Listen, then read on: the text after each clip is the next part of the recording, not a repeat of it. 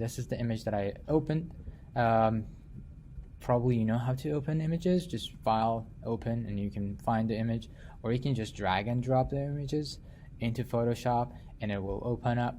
One thing that I like you to do is to imagine that the papers are a little bit darker than what you see on the screen. Most of the time that will be the case. So in order to check that and solve that issue, go to the adjustment layers down here, click, and then you should be able to see levels.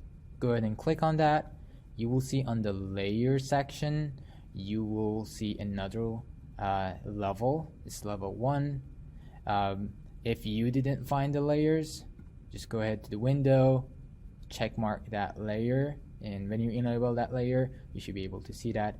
Anyway, once you're here, I'm gonna expand that.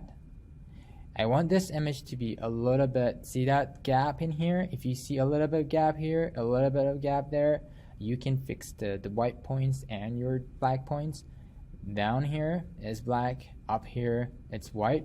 So not this one, but I'm going to use this slider. I'm going to bring it all the way to where my graph begins. If you see something in here, then just make sure to move it all the way to that. But if I see no information here, this is basically increasing the exposure a little bit.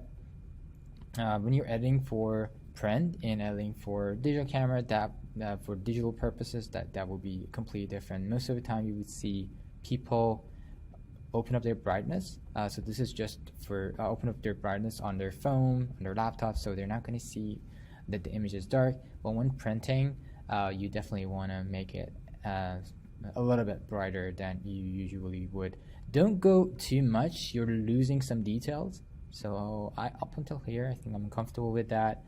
But I'm looking down here, I think that maybe I need to recover some of that information. So while I'm doing that, this is a little bit advanced.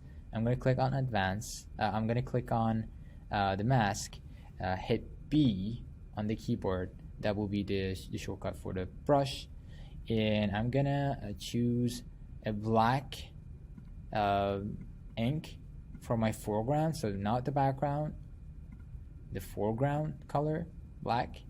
And then I'm going to select my mask, make sure that the mask is selected. I'm going to decrease my brush size. You can decrease your brush size from here, and then I'm gonna just and see that it's a little bit hard, so I'm gonna change the brightness, the hardness to 0, and I'm gonna a little bit just make that a little bit darker. If you have worked with mask, you know what I'm talking about. If not, just go ahead and follow that. That makes it easier for us not to explain too much thing in this video. See, it's not going to have too much effect on the leg itself. If you see any hot spot, then go ahead and do that. If you didn't, you can skip this step. Since I want to get a good print on this one, make sure that this is not overexposed in any of these areas. I'm not using a mouse at this point, and I'm using just my touchpad, which is not the best.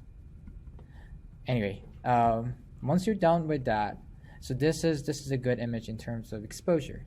Now you need to change the size of the image.